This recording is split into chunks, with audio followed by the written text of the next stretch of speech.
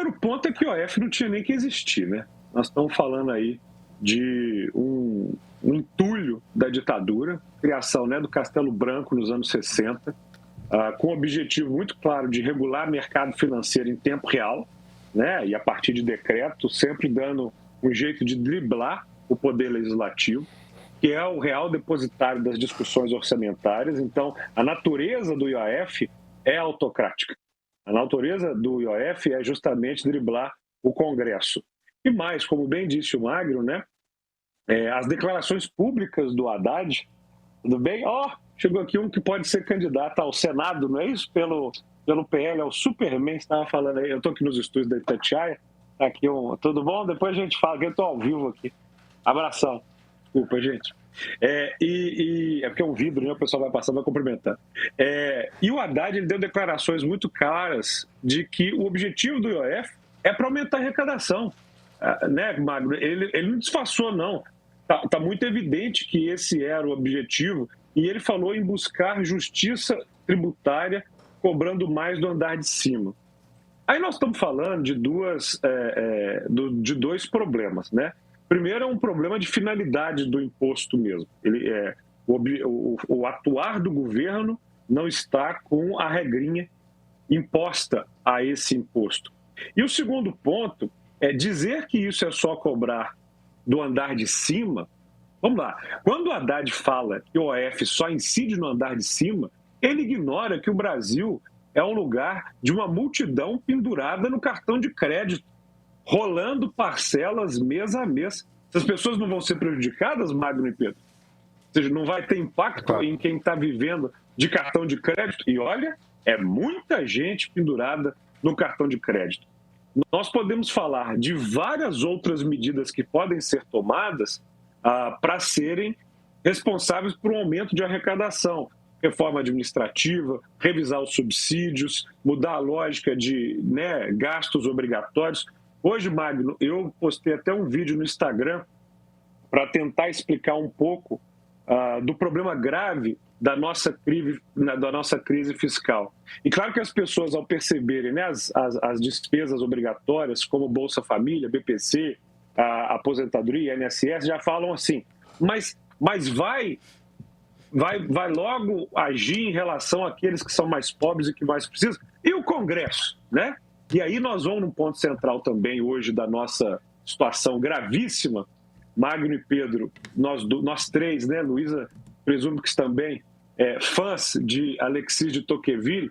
Eu estava revisitando esses dias um discurso que o Tocqueville fez 27 de janeiro de 1848.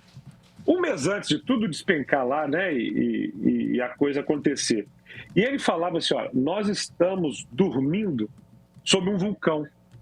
E ele denunciava todos os problemas do Congresso, do Poder Legislativo francês, da questão, né, da forma de voto. O Congresso, ao tempo que bate certo, ao não deixar o IOF subir, e ao meu ver, essa judicialização hoje tem mais argumentos favoráveis à derrubada do Congresso do que os argumentos colocados pelo PSOL, mas, ao mesmo tempo, o Congresso não goza de credibilidade. Por quê? Porque aumenta o número de cadeiras, né, de um jeito completamente estapafúrdio, porque tem um sistema de emendas parlamentares com orçamento secreto, que é uma vergonha, né? Porque a gente vê o uso dos assessores parlamentares e de vários penduricários e de várias outras coisas em completo descompasso com a sociedade. Então, nessa briga orçamentária e fiscal, o que falta é credibilidade, né? Falta credibilidade por parte do Poder Executivo. Quando as pessoas percebem uma máquina inchada, maus resultados, corrupção, escândalo no INSS, viagens internacionais que não parecem traduzir para as pessoas algum tipo de resultado prático. Isso tudo mina a credibilidade do Executivo. E também nós vamos ter, por parte do Congresso, um orçamento secreto, emendas parlamentares, desperdício. E sem falar que, para entrar nessa festa, veio o Judiciário, né? Com super salários, com gasto exorbitante. Ou seja, nessa lógica das três funções do poder, não tem ninguém cuidando da credibilidade do poder como um todo, né? E aí o que acontece é que nessa briga toda, nesse momento tem alguém com mais musculatura, que é o Poder Legislativo. A soma das emendas parlamentares, do fundo eleitoral e do sistema eleitoral que pende para um processo eleitoral que valoriza os candidatos, e eu já falei isso alguma vez, né? É muito cômodo ser parlamentar no Brasil, porque você leva o benefício de indicar as emendas para suas bases ou para os seus temas de interesse, sem o ônus de cuidar do orçamento como um todo. E sem a percepção da população de que o orçamento é votado no Congresso. As pessoas realmente acreditam que o presidente tem capacidade orçamentária hoje. Pedro, um presidente tem uma capacidade de orçamento discricionário mínimo. E se seguir nessa toada, em 26, o presidente é realmente só figurativo, porque já vem tudo carimbado para ele gastar. Então, nesse momento, entrando aí no ponto específico que vocês estão dizendo, dobrar a aposta contra o Congresso é, ao meu ver, dobrar a atividade de risco do Poder Executivo. Não vai resolver o problema que tem para resolver e vai esticar mais a corda. Aliás, eu acho que esse governo vai ser saboreado nesse final de semana lá em Lisboa, né, tendo pastel de nata para acompanhar. Aliás, no Solar dos Presuntos, que é um bom restaurante, que eu também gosto muito de Lisboa, é onde vai ser pedido no cardápio Lula Adoré. O Gabriel, evidentemente, está se referindo ao Gilmar Palusa, que acontece esse fim de semana em Lisboa, que é aquela festa tão agradável em que gente muito rica paga para os ministros do Supremo se divertirem na Europa.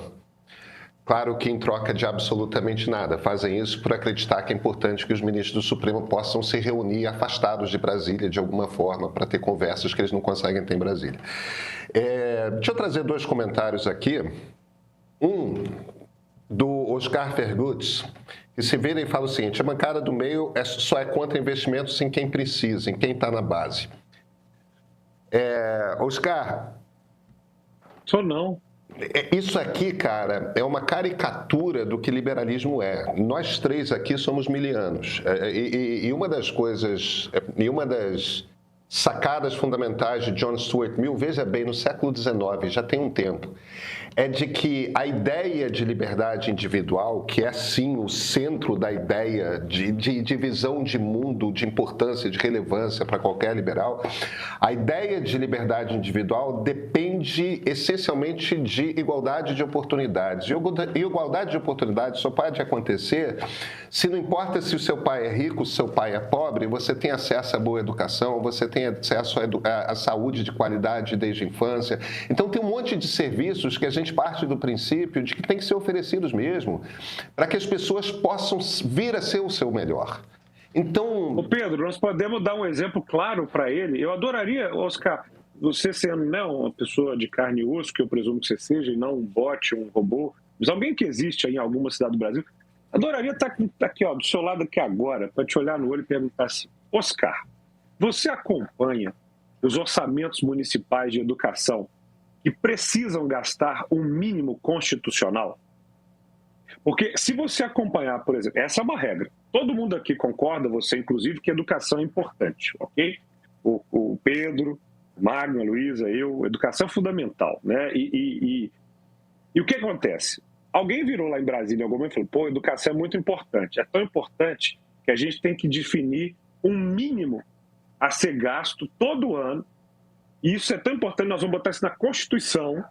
Então tem que gastar esse mínimo de educação todo ano. Aí se obriga a Prefeitura de Belo Horizonte a gastar todo ano um mínimo orçamentário de tudo que arrecada em educação. O que acontece? Chega dezembro, a Prefeitura não conseguiu gastar isso tudo, não conseguiu executar. O que eles pegam, Pedro? Aqui, ó. E ó, no final do ano começa a simplesmente jorrar dinheiro de educação à torta direito para tudo quanto é coisa, porque tem que cumprir um mínimo. E aí, na hora que você vai olhar como cada cidade, como cada estado gastou o recurso da educação, você vai ter o exemplo do Ceará, que conseguiu transformar o recurso em resultado, né? Basta ver lá como é que a política pública é executada, os indicadores de ideia. O papai falou: opa, esses caras aqui, ó, conseguiram fazer com recurso público o resultado acontecer. Então, nós não estamos falando que a certeza de um gasto em determinada área vai trazer o resultado. Nós podemos pegar um outro programa do governo, por exemplo, que é o Minha Casa Minha Vida. Minha Casa Minha Vida, ele trabalha para diminuir o déficit habitacional no Brasil e a qualidade, né, das pessoas morarem. Nos últimos 15 anos, se você analisar o que foi gasto no Minha Casa Minha Vida em relação ao déficit habitacional, o déficit aumentou. E a forma, quem gosta de urbanismo e vai nisso a fundo, percebe que a forma com que o Minha Casa Minha Vida funcionou nos 15 últimos anos foi adquirindo lote nas bordas da cidade, enriquecendo muito incorporadores e a indústria da construção no Brasil, e criando para as cidades brasileiras um problema gravíssimo de transporte, de exclusão social, sendo que você podia ter outras medidas e outras formas de utilizar esse dinheiro. A mesma coisa a questão do Bolsa Família, que é um programa que eu defendo fundamentalmente. Bolsa Família tem resultados positivos para o Brasil. O que acontece é que se você cria uma trava de crescimento orçamentário para esse programa, não atrelado à realidade fiscal brasileira, vai chegar um momento em que o orçamento é tão estrangulado que você não tem mais recursos para arcar com esse programa. Isso é muito simples. E, Pedro, você sabe o que é o mais legal? Quando eu vejo um problema assim, bom, o Brasil está passando esse problema, nós estamos chegando a 80% do endividamento do nosso orçamento. Será possível que tenha outro país no planeta que conseguiu resolver esse problema? Pedro e Magno, e eu cheguei no exemplo que eu não esperava e que eu achei fascinante, da Jamaica. Olha só, Jamaica é aquele país saboroso onde eu já estive 3 vezes, salvo engano. Muito bom a Jamaica. E a Jamaica, há 10 anos, sentou situação oposição na mesma... nós temos um problema fiscal. Nossa dívida está aí em 150% do nosso orçamento. Pedro, os jamaicanos fizeram tudo aquilo que nós estamos falando aqui que tem que ser feito. Segurar as pontas, revisões orçamentárias, reformas administrativas, modelo de gestão fiscal, que é o que nós estamos falando aqui, e 10 anos depois, o problema diminuiu pela metade. Olha, demora. Mas entra governo, sai governo, entra partido, sai partido, eles mantiveram o norte fiscal na Jamaica, que está resolvendo o problema fiscal jamaicano com todas aquelas coisas que nós estamos fazendo aqui. E não é doce, não é gostoso.